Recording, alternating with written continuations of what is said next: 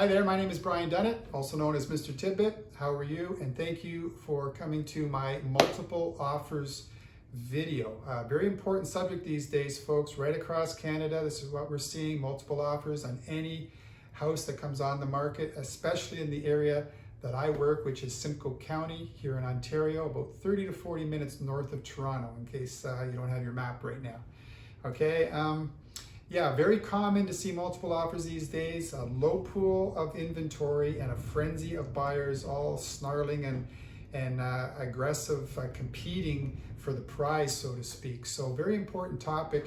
There's protocols, procedures in place, legislation, rules, regulations that realtors need to follow for multiple offers. And I'm sure it's a little bit confusing for both sellers and buyers exactly what's going on. So hey, I'm here to shed a little bit of light on the subject. Okay, so let's start off with a common scenario just to get a guideline for you.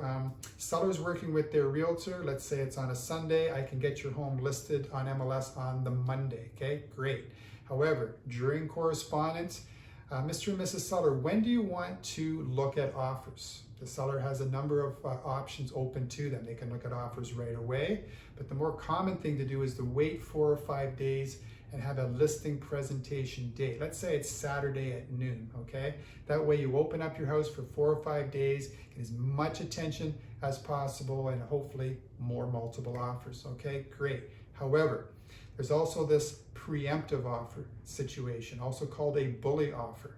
That's where a buyer's realtor wants to circumvent the system and present his offer, let's say Thursday at noon. Okay, if the seller agrees to that, not a problem. However, the realtor who's working on behalf of the seller needs to inform all of the other parties exactly what's going on and the new change, okay? Anyone who's shown the property will be showing the property. Anybody who's been interested in the property offer-wise up to this point needs to know the change of plan. Very, very important, okay?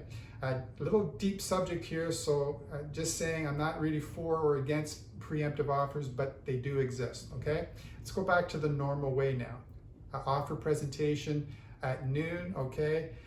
Thursday night, Friday morning, Friday night, Saturday morning even, there's going to be buyer's realtor saying, I'm getting you an offer, I'm submitting an offer, I'll be getting you something in writing, okay? The seller's realtor is tabulating all these. All of a sudden, there's 8 offers. Okay, he now has responsibilities again. He needs to inform all the people that are involved the number of total offers, 8 in this case, okay? It's going to be important for each buyer to know that. He also needs to disclose if any of the offers are his own offer. In other words, he's found a buyer for his own listing. And is he reducing commission if that's the case? Some realtors do, some realtors don't. If he's reducing, then he has to disclose how much of a reduction that's going to be to each party, okay, in the proceedings. So, with all this in hand, all these disclosures made, he now has 8 offers to present to his seller. The seller looks at them one by one. They make their notes. He has a number of options open to him. Inevitably, he picks one and crosses his fingers that the deal is going to close. Okay, now over to the buyer's side. You're one of the 8 people, let's say.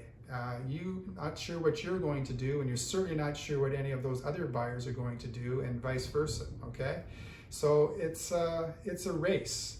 The best price and the best terms will more than likely win the home. Okay, how is it that you're going to do that?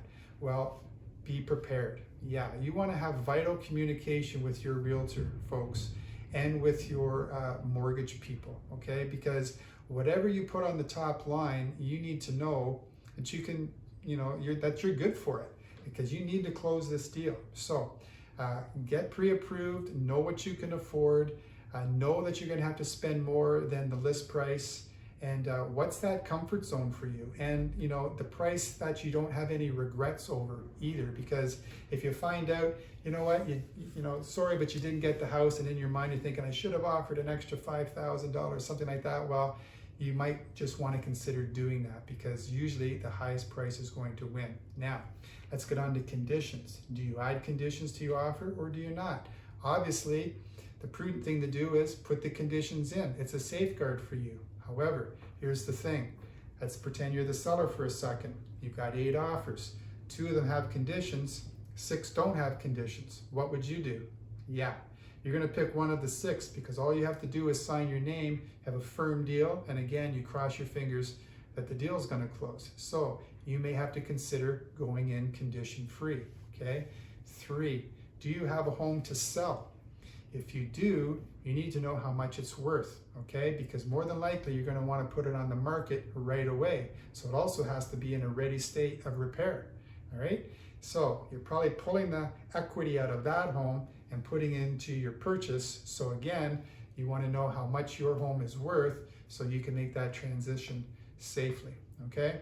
So lots of things to think about. You're in competition with everybody else. Nobody knows the details of anyone else. And guess what, folks? Only one of you can win. There's going to be 7 people disappointed, but please don't blame your realtor too much, because I promise you, they are doing everything in their power to get you that best deal, do everything according to protocol, but only one person can win, and that leaves disappointment. So, hey.